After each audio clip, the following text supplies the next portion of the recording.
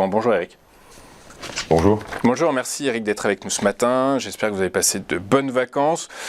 Eric, comme convenu, le DAX a ouvert en baisse ce matin. Les pressions inflationnistes qui font craindre un revirement des stratégies de politique monétaire des principales banques centrales. Les commandes à l'industrie en Allemagne qui ressortent nettement en baisse par rapport au consensus et nettement en baisse par rapport au mois précédent. Tout ça, ça va nourrir, ça renforce le sentiment des investisseurs qu'il faut peut-être revoir son positionnement sur le DAX ou un peu à l'instar de ce que l'on voyait avant les congés, eh bien on va évoluer toujours entre une borne basse et une borne haute que l'on peut déjà prédéfinir et il ne faut pas trop s'en inquiéter.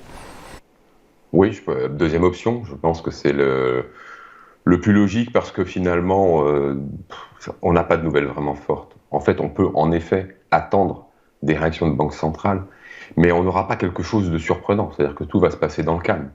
Et donc tout le monde va avoir le temps de prendre ses dispositions, c'est-à-dire que comme vous le disiez à l'instant, on reste dans les bornes.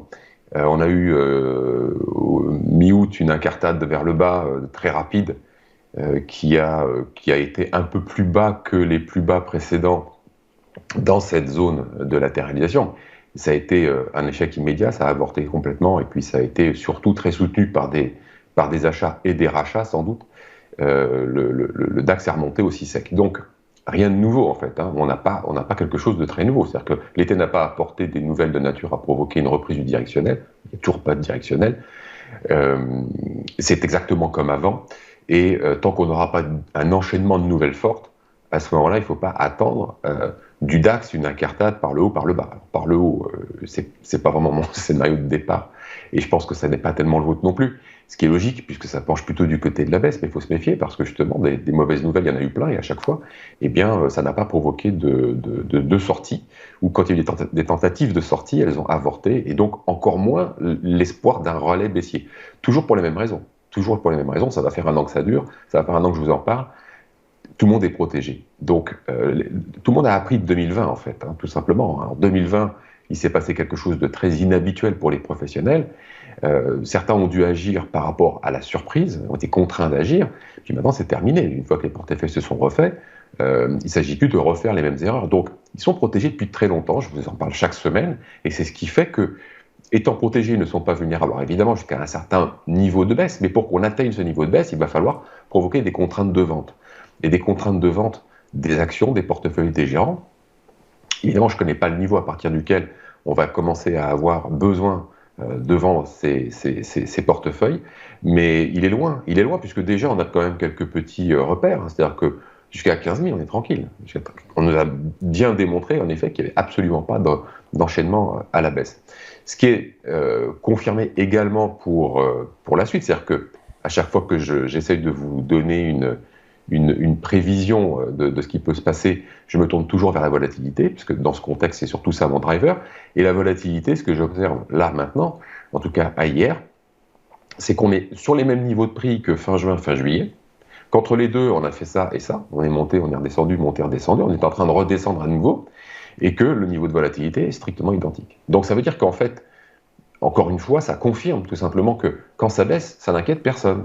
Donc par conséquent, ça nous amène à penser évidemment que pour l'instant, sans quelque chose de vraiment inquiétant ou très surprenant, et puis un enchaînement de choses, parce qu'il ne faut pas faire que ça baisse un peu, il va falloir vraiment que ça baisse, ok, très bien, que les couvertures ne soient peut-être plus opérantes, les protections commencent à ne plus être opérantes, il va falloir provoquer des contraintes de faire, donc il va falloir rajouter encore une mauvaise nouvelle qui serait de nature à penser que ça peut encore baisser. On est très loin de tout ça. L'inflation, bon bah voilà, l'inflation on vit avec, pour le moment, ça monte, ça descend, on va avoir des chiffres avec l'Allemagne, je crois, ces fins de semaine. Et puis voilà, le marché va digérer. De toute façon, tout ça, encore une fois, ça se passe dans le calme. Donc tout le monde a le temps de prendre ses dispositions. Là où c'est plus compliqué, c'est pour ceux qui sont investis en actions. Je ne parle pas des professionnels, je parle des particuliers, parce qu'évidemment, sur un mois, ils voient leur portefeuille faire le yo-yo à plusieurs reprises, et puis le mois d'après, ça recommence, et puis c'est compliqué dans ces conditions d'être serein, quoi. C'est normal. On ne sait jamais si à ce coup-là ça va être la bonne. En plus, on a toujours ce flot de nouvelles qui peut s'amener, qui peut être apparenté comme anxiogène par moment, donc impactant psychologiquement. Et je pense oui, effectivement à tous ces particuliers qui se posent la question de savoir est-ce que la prochaine fois que ça remonte, je ne vais pas quand même vendre parce que je vois que ça ne veut pas monter plus. Et puis les mauvaises nouvelles, donc la prochaine fois que ça va baisser, est-ce que ça va pas baisser fort? Et est-ce que je vais pas perdre mes plus? C'est normal, le problème c'est que pour passer à travers ces périodes en étant tranquille, il faut apprendre à protéger ses portefeuilles. C'est pas compliqué, ça prend pas du temps, et pour apprendre comment faire, et c'est le bon moment pour le faire, parce que si je vous en parle, c'est qu'à mon avis, la période va encore se poursuivre un bon moment. C'est-à-dire que, comme je vous l'ai déjà dit plusieurs reprises, tant qu'on n'aura pas des drivers forts pour faire sortir par le haut, par le bas, peu importe, de cette zone, comme elle est large, la zone, elle permet de travailler. Donc, par conséquent, finalement, on n'a pas vraiment des embêtements pour livrer de la performance si on est au travail, tous les jours. Et donc, par conséquent, il n'y a pas de raison non plus d'appuyer sur les curseurs du risque bêtement. Alors, évidemment, il y a des gens qui vont le faire, évidemment.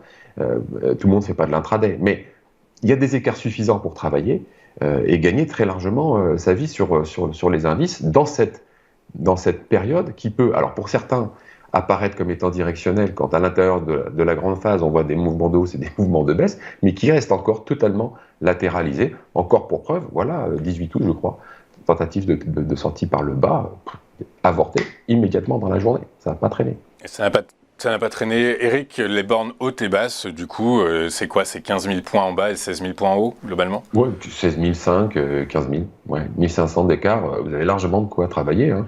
Là, sur le mois d'août, on a perdu 3,5%. Voilà, et je vous dis, la volatilité n'a pas augmenté parce que c'est une baisse qu'on a déjà vue 3 fois.